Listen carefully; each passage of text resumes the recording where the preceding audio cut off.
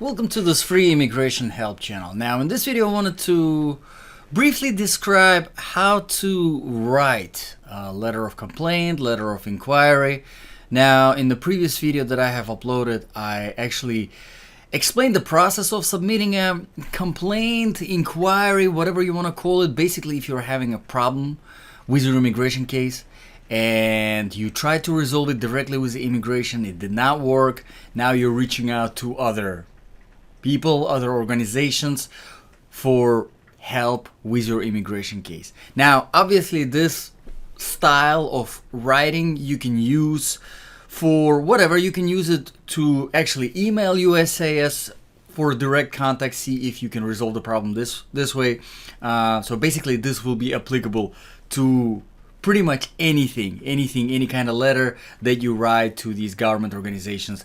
If you need to make an inquiry, if you need to make a complaint, if you need to request for information, whatever really it is. So I have, as always, USCIS.gov pulled up here, but we're not gonna use it. We're actually just gonna use the regular Word. I'm gonna keep it open, and for the purposes of this video, I'm gonna use our John Doe. He is the guy that I always use for as an example in my videos. He came here into the United States of America with B1, B2 visa, and then he applied for asylum, and now he's in a pending asylum status.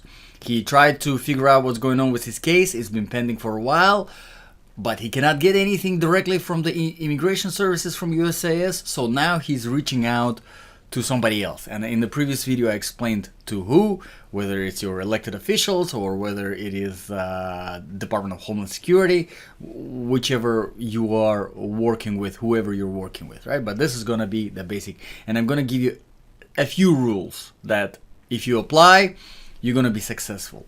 Okay, so let's start with the rule number one. Rule number one. And I'm going to write the rules here, and then I will write the letter too. It's going to be an example letter with fake example information, just so that you can see how it looks. Okay, so rule number one, be super polite. Extremely important. Trust me, from experience, I have seen people ruin their cases, create more problems, delay more, because they were acting on emotions. So usually I tell people, if you are doing something, if you need to have a conversation on the phone, or if you're writing a letter or something like this, email, whatever, and you're frustrated, you are angry, right?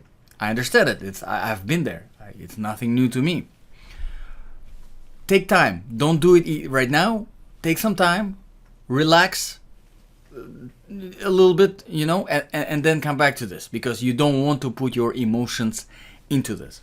Super polite. So we're gonna start being super polite. Dear sir or madam. Okay. That's it. This is the start. You're super polite. You're very professional. Don't start with your problem. Don't start with your emotions. Professional. Okay. Rule number two. It's not really a rule, but thing number two that you want to make sure that it's in your letter, than in your complaint. Sufficient ID for yourself or of yourself. I'm an immigrant too, so my English is not fantastic. Sufficient ID of yourself. So basically identification of yourself. So very polite, dear sir or madam, identification for yourself. My name, or I am, doesn't matter, John Doe. However, this kind of stuff, little grammatical mistakes, something is a little better, something a little worse, it's up to the level of your English. That doesn't matter. As long as you do these things that I'll tell you in this video, you will be just fine. So, my name is John Doe. My name is John Doe. But, guess what? The name is not enough. So, we're going to provide more information. My name is John Doe. Born, let's say, January 1st. 1990. Originally from, I don't remember where John Doe was from, but today he's going to be from Brazil. Alright, so this is the identifying information. Reaching out to you. Okay, now we're moving on to the thing number three. that you need to make sure that it's in the letter. Sufficient ID of your case. So you provide sufficient information about yourself so that whoever's reading your letter, whether it's an immigration officer, whether it's a DHS, whether it's your senator, whoever's reading this letter, they can tell, okay, so this is John Doe, but this is not the John Doe that is from Florida. No, this is John Doe from Arizona, currently residing at, and then you give your address, 123, name of street, Arizona, state, obviously, and then, I don't even know the zip codes in Arizona, 20012. All right. So now there is no way whoever's reading this letter, whether it's immigration officer or whoever, let's do in this example, let's do immigration officer. There is no way that they can confuse John Doe from Florida, who's also from Brazil, who's also with the same date of birth, with the John Doe with the same information in Arizona. Okay, rough example, but you understand what I mean. They have to be able to identify exactly who you are. Okay, so sufficient ID of your case now. Now that is also very important, because I've personally seen people send letters without providing information about their case. They just say they have a case with USCIS, whatever. You don't want to leave this stuff open. You want to provide as much information as possible for whoever's reading the letter so that they can quickly find out who you are, locate you, and then they can quickly locate your case. Not that they, okay, I know who this is, but he has a case. You know, how many cases can you have? You can have immigration case, you can have some court case for something else, some insurance claim, whatever. We can have plenty of other things, right? So you want to make sure you identify, reaching out to you regarding my case, or you can even say immigration case, so you can identify it immediately.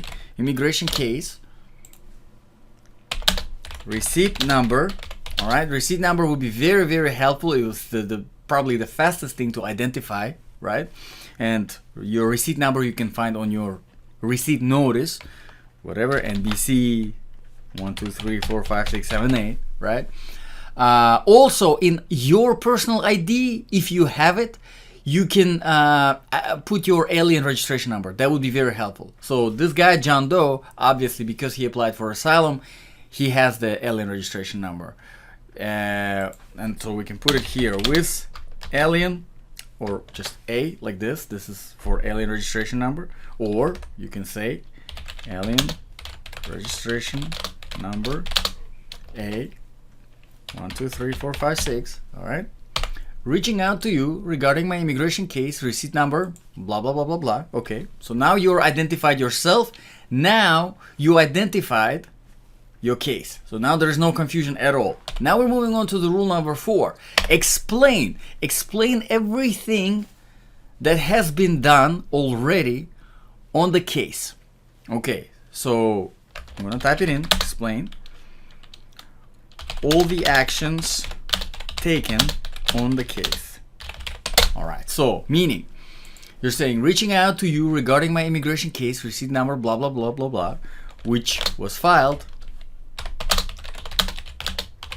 on whatever, December 31st, 2018. Currently, the case is in the pending status. Now, a little bit about the problem. Why are you reaching out? Okay, it has been pending for over 4 years or 3 years, 3.5 years, whatever. Let's say 3 years for this example. Now, and it is past the typical or the usual processing time. Now you're explaining all the action that you have taken. You can say, you can be specific with the dates or just brief, but I recommend being specific on, let's say, whatever months, on months, day, year, I reached out to USCIS You can even say who you spoke with, their name, but it's not necessary. You can provide here, you can provide as much detail as you want and as little detail as you want. It doesn't really matter. You reach out to USCIS by phone, but I have not received any information, or my questions were not been answered, but my questions have not been answered.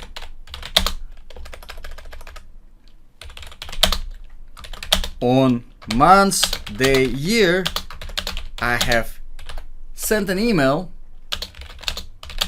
to USCIS. You get the point. So here you're listing all the action that you have taken. It's very important. And the reason why it is important, because I've seen people send letters where they don't describe all the action that's been taken, and they get a response from whoever, and they say, try reaching out to USCIS, try calling them, try scheduling an appointment, try doing this, try doing that. You don't want that kind of response, especially if you have already done all of these steps. So that you don't waste time, list everything that already has been done, and at the end of everything that has been done, just say, hey, I've done all of this. My problem is still not resolved. Okay, and now we are moving on to the thing number 5 that you have to include in your letter. Very, very important. Explain your expectations, basically. Explain exactly what you're requesting the help with. Okay, so your case is pending. But what do you want to do? But what do you want the person that you're writing this letter to do for you? Do you want them to reach out on your behalf? Do you want them to try to request more information? Do you want them to expedite the case? Yeah, probably all of the above. List it. Just the same way, same rules. Please, very polite. I would really appreciate your assistance. All right, being super polite, super professional here. I would really appreciate your assistance with this matter. If you could reach out and do this, do that, whatever you are requesting, right? Always, please, always polite, always professional. All right. So you polite. You are identifying yourself. You're identifying your case. You're explaining everything, all the action that has already been taken on the case by you to resolve the problem. All right. And you explain your expectations. What do you want that person to do for you? And here, with a sufficient idea of your case, I would also add another thing, and the problem with the case. Because obviously, if you're reaching out to somebody for help, we don't need to save that. If you are reaching out to someone for help, you have some kind of problem. So make sure you mention it in this, saying that, okay, so it's past the processing time, or you got wrongful denial, or whatever the problem is, okay? And the very last thing, if you include this in the letter, it should be complete and good to go. Your your contact information. And I've seen this as well happen, where all of this is done and the person forgets to put their contact information, their phone, their email, whatever. Make sure it's there in the letter. Yes, sometimes you're filling out these online forms which ask for the phone number, for the email number. It doesn't matter. Make sure you put it in the letter, in the body of the letter, regardless. So you can put at the end, for example, sincerely, John Doe, right? Still very professional. Phone, whatever, 1 2 3 4 5 6 7 5 6 5 6, and then email, right? John Doe at Gmail. There's probably email like that. Don't send emails to this email. That's just a fake email, but I bet there is one like that. So yes, and that's it. Make sure it's in the letter. Make sure it's in the email. Whatever you're sending, make sure it is there. Very, very, very important. This way, in case, and most likely, trust me, most likely, especially if you're sending this kind of inquiry to, for example, elected official, their office, most likely, if they will help you, or if they're planning to help you, they will reach out to you. They will reach out to you. Why? Because they actually will need you to sign this public disclosure document. Basically, it's like a privacy disclosure, something basically that allows them to put your case as a public record. That's pretty much it. That might be public record, so that you don't hold them accountable. And it's fine if they send you that, just sign it, send it back, because that's how they have to do it in order to do their work. But just keep in mind, this is very, very important. Obviously, I would not put in this letter your social security number or your, I don't know, some kind of financial information. Obviously, because if it does end up being public record, you don't want that information to be public record. But even if it is, they will mark it out. So for the most part, you are good to go. But still, just kind of exercise caution. No financial information, but at the same time, enough information to identify who you are and not to confuse you with someone else. Same thing with the case. So 6 simple rules, super polite. Identify yourself, identify your case and the problem with the case, explain all the action that has already been taken on the case, explain your expectations, how this person can help you with a resolution, what kind of resolution, and your contact information, and you should be good to go. So let me know if this was helpful. If you have any requests or questions, drop them in the comments below, and I usually try to go through them and address them.